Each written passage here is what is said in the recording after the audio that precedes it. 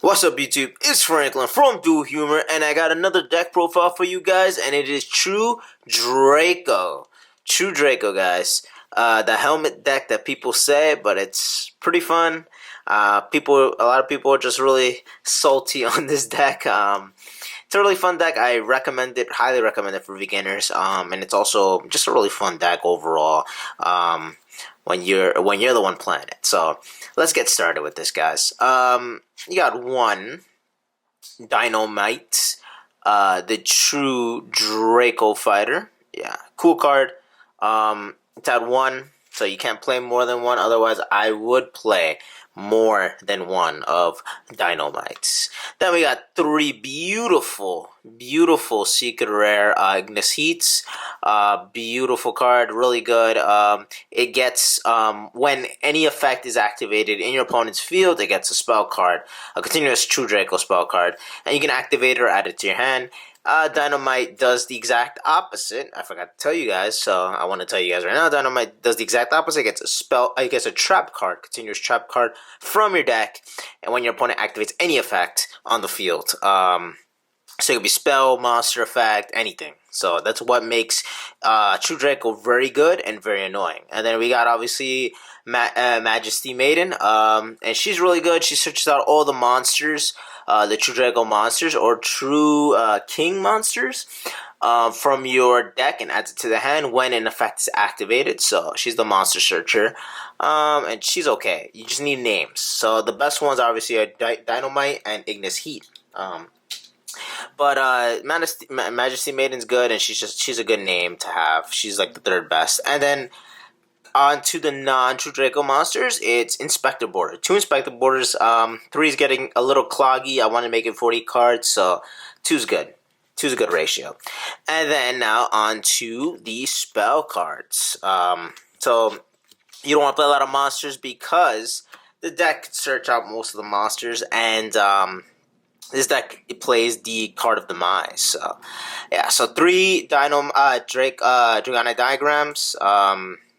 Amazing card, searches out any True Draco card, as well as like True King card. So basically, it's a really good card, and it gains 300 attack. Each True King or True Draco gains 300 attack, and it can be destroyed by battle once per battle phase. So like one monster, you have a monster on the field, it can't be destroyed by attack one time. So if it gets attacked twice, then you get destroyed, but you have to attack it twice to destroy him. So it's pretty cool. Heritage, True Draco Heritage, really good card. Every time a True Draco card is destroyed, you get to draw an extra card depending on how many either it's monster, spell, or traps. So like if a monster is destroyed or sent to the graveyard, and a spell is sent to the graveyard, you can, from the field to the graveyard, you can draw an additional card. So it's a plus eventually. Imagine if you send all 3 spell, monster, and trap True Draco, you draw 3 cards for it. And then it also has the effect that most True Draco continuous cards have, which is it lets you tribute summon an additional tribute summon monster for that turn, and you can activate it immediately because it's a spell card. So it's really good. Helps you tribute summon your True Dracos and gives you basically additional tribute summon, so you can normal summon Inspector Border and then tribute it off, or tribute off a spell trap for a True Draco card. And obviously you got Disciples. Disciples is also a really good card. Amazing card as well. It basically recycles all your True Draco cards. You recycle 3 True Dracos and you draw a card. True Draco cards, any card, spell, trap, or monster. So it's really good. It also has the same effect that you can tribute it off. You can tribute it off, the card itself, the spell card, or obviously a monster or whatever, to summon a True Draco monster on the field, and it obviously counts as an additional tribute summon, so you can still normal summon. And Then we got Card of Demise. No need to explain Card of Demise that much. It's basically it draws you 3 cards or as many cards as you need to until you get to 3 in your hand. You can your opponent takes no battle damage and your cards are discarded at the end phase. So that is why we do not play that many monsters. We want to set and empty out our hand so you don't lose advantage at the end phase. So really good card as well. And then what is True Draco with a Pod of Duality? You do not special summon in this deck. We don't play an extra deck. I'll show you why. But you do not special summon, so why not play Pot of Duality? It's basically it basically is a deck dinner. It excavates 3 cards. You pick the card, really good. Helps you fix your hand basically. And then for more draw power, because drawing in this deck is fun, you play Pod of Desires. Really good card. Can be situational sometimes. Sometimes you can banish cards that you want, especially with the low monster count, but it's necessary in this deck. So I recommend playing it for anybody who is playing Card of Demise. Card of Demise and True Draco. My bad. So yeah, really good. And then 1 Terraforming. Unfortunately, I have only common, so yeah, 1 Terraforming. Let me move these a little more so you guys can see it. And then we play 3 True Draco Apocalypse. Really good card. Its effect is that you can pop one of your True Draco cards on the field that you control, and you can reduce the attack of your opponent's monsters in half. So it's really good in the battle phase. And then it also has the additional effect that when it is destroyed on the field, you can destroy a monster. The spells also have an additional effect as well, so that when they're destroyed by either Dragonic Diagram or just by like Twin Twister, MST, whatever, the spells destroy spell and traps, and the traps destroy monsters. So the deck is really versatile, and it's just like really disruptive. And then you obviously got Return. Return is basically a Call of the Haunted every turn for True Draco because it's a continuous effect. It also allows you to Tribute Summon during the main phase, and whichever main phase, yours or opponent's. And then, it does have the pop effect of monsters when it's destroyed or sent to the graveyard. So, really good.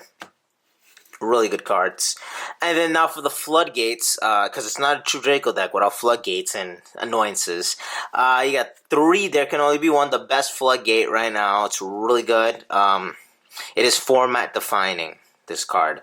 You have to play 3 in this deck. Otherwise, you won't have, you will have tough matchups with a lot of the meta decks. So yeah, 3. Really important. And 3... Solemn Judgment. Solemn Judgment, amazing card. Why not play 3? It negates anything. Just paying half your life points. The only life point that matters is the last one. Afterwards, it doesn't matter if you have 4,000, 20, it doesn't matter. And now the reason why we don't play the extra deck, and the reason why this deck is so good, Monarch's Erupt. Really good card.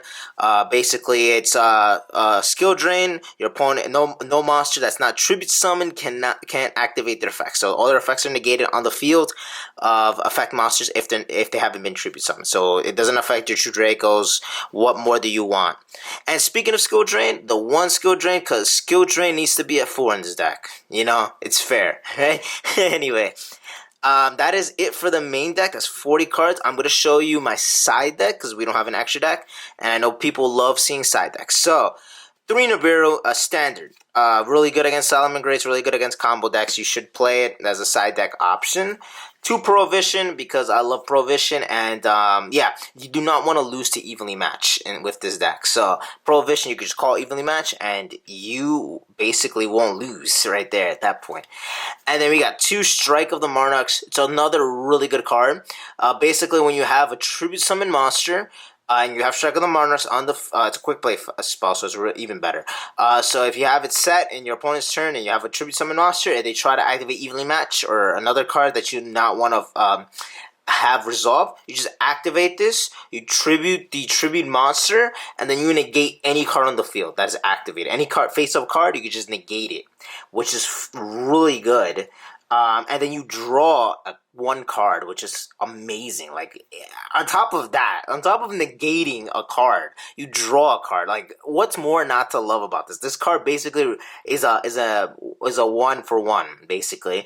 And then it also has another effect, which is not really important in this deck. You can just banish this card, and you can declare one attribute. All face-up monsters currently on the field become that attribute. So it can have some niche effects, that card. Against certain decks, maybe if we had an extra deck, we could have played Super Poly, but obviously it doesn't. We don't, so that effect wouldn't come up that much. But maybe some decks that need like a water specific card, a water specific attribute monster, we could do that, and it effect messes up their game plan, basically, right? So one Imperial Order, really good. Have to play it. 3. Obviously, Anti-Spell Fragrance, really good as well. For Sky Strikers, 1 Unending Nightmare, which is really good as well. Good for like Gurus and control decks like Altergeist as well. And then 2 Lancias. I don't have the third one, unfortunately, so I can't play it, but I would play it over the next card if I did. Really good against Orcus. And then the last one is Soul Drain. So just another Lancia's continuous effect. And that is it, guys. I didn't want to make it too big. I'm excited for 2020. Thank you guys so much. We're at 1K, guys. 1K, which is fucking awesome. I wouldn't believe it if I didn't see it. Keep up the good work. If you really like this video, for all my true Draco fans, for everybody who wants to see more deck profiles, hit the like button, subscribe for more awesome content, and Dual Humor out. Peace, guys.